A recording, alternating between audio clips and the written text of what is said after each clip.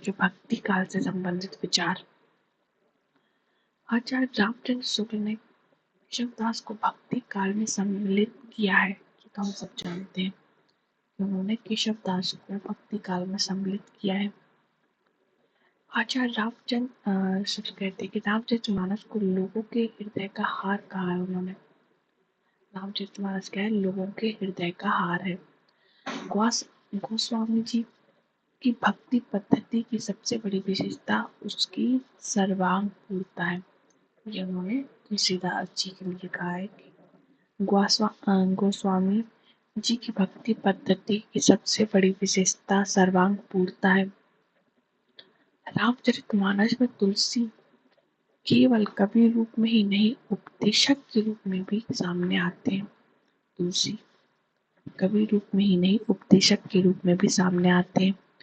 प्रेम और श्रृंगार का ऐसा वर्णन जो बिना किसी लज्जा और संकोच के सबके सामने पढ़ा जा सके, गोस्वामी जी का ही है। देखिए कि स्पेशल है, उन्होंने कहा है कि प्रेम और श्रृंगार का ऐसा वर्णन जो बिना किसी लज्जा और संकोच के सबके सामने पढ़ा जा सके, गोस्वामी जी का है। हम निसंकोच कह सकते हैं कि यह एक कवि ही हिंदी को पूर्ण साहित्यिक भाषा सिद्ध करने के लिए काफी है। तुलसीदास जी के विषय में कहा है उन्होंने कि हम निसंकोच कह सकते हैं कि यह कवि ही हिंदी को पूर्ण साहित्यिक भाषा सिद्ध करने के लिए काफी है। भ्रमर गीत का महत्व एक बात से और बढ़ गया कि भक्त शिरोमणि सूर ने इसमें सगुण उपासना का निरूपण बड़े ही मार्मिक ढंग से हृदय की अनुभूति के आधार पर तर्क पद्धति पर नहीं किया है।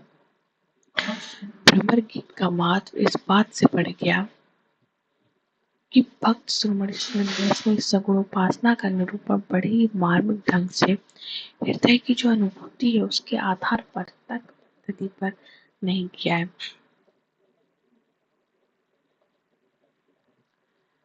सूर सागर में जगह जगह दृष्टिकूट वाले पद मिलते हैं, यह भी विद्यापति का अनुकरण है। देखिए शुक्ल जी लिखते हैं, सूर सागर में जगह जगह दृष्टिकूट वाले पद मिलते हैं, यह भी किसके? विद्यापति का अनुकरण है। जायसी की विरह वर्णन हिंदी साहित्य में एक क्या अद्वितीय वस्तु है। जायसी के विषय में लिखा है, उनकी जो उन्होंने जो संपादित की है जायसी ग्रंथावली, उसमें लिखा है कि जायसी का विरह वर्णन हिंदी साहित्य में एक अद्वितीय वस्तु है। मैं बता दूं कि जो मिश्र बंधु विनोद की जो पुस्तक है नवरत्न, उसमें उन्होंने जायसी को सम्मिलित नहीं किया है।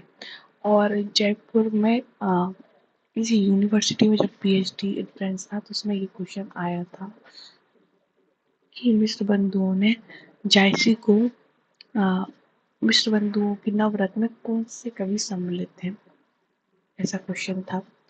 भक्ति का संबंध रामचंद्र शुक्ल प्रमुख कथन के प्रबंध क्षेत्र में तुलसीदास का जो सर्वोच्च आसन है। देखिए क्या कहते हैं, प्रबंध क्षेत्र में तुलसीदास का जो सर्वोच्च आसन है उसका कारण है कि वीरता प्रेम। जीवन का कोई एक ही पक्ष ना लेकर तुलसी ने संपूर्ण जीवन को लिया है। तुलसी ने क्या लिया है? संपूर्ण जीवन को लिया है। जायसी का क्षेत्र तुलसी की अपेक्षा में परिमित है, पर प्रेम वंदना उनकी अत्यंत गुण है। जायसी ग्रंथावली की भूमिका में उन्होंने लिखा है, जायसी का क्षेत्र तुलसी की अपेक्षा में परिमित है, पर प्रेम वंदना उनके अत्यंत गुण है। यह सील और सील का है, स्नेह और स्नेह का, नीति और नीति का मिलन है। इस मिलन के संगठित उत्कर्ष की दिव्य प्रभा देखने योग्य एक झांकी अपूर्व है। गोस्वामी तुलसीदास के विषय में उन्होंने कहा है कि सील और सील का, स्नेह का, नीति और नीति का मिलन है। इस मिलन के संगठित उत्कर्ष की दिव्य प्रभा देखने योग्य एक झांकी अपूर्व है। गोस्वामी तुलसीदास। शुक्ल जी ने तुलसी और जायसी के समकक्ष किस प्रकार सूरदास को माना है। कहते हैं यदि हम मनुष्य जीवन के संपूर्ण क्षेत्र को लेते हैं तो सूरदास की दृष्टि परिमित दिखाई पड़ती है, पर यदि उनके चुने हुए क्षेत्रों श्रृंगार और वात्सल्य को लेते हैं तो उनके भीतर उनकी पहुंच का विस्तार बहुत अधिक पाते हैं। उन क्षेत्रों में इतना अंतर्दृष्टि विस्तार और किसी कवि का नहीं है। भ्रमर गीत की सार ब्रह्मगीत सार की जो भूमिका है उसमें तुलसीदास जी ने कहा है कि पहले तो उन्होंने तुलसी और जायसी के समकक्ष में सूरदास को माना है और लिखा है कि यदि हम मनुष्य जीवन के संपूर्ण क्षेत्र को लेते हैं तो सूरदास की दृष्टि परिमित दिखाई पड़ती है, पर यदि उनके चुने हुए क्षेत्रों जैसे श्रृंगार और बात्सल्य में जो उन्होंने काम किया है तो भीतर उनकी पहुंच का विस्तार क्या बहुत अधिक पाते हैं। उन क्षेत्रों में इतना इतना अंतर्दृष्टि विस्तार किसी और कवि की नहीं है। चलिए फ्रेंड्स, इतना ही और बाकी हम कल पढ़ेंगे।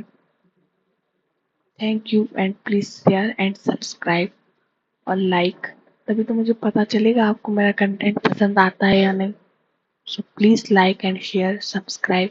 Thank you.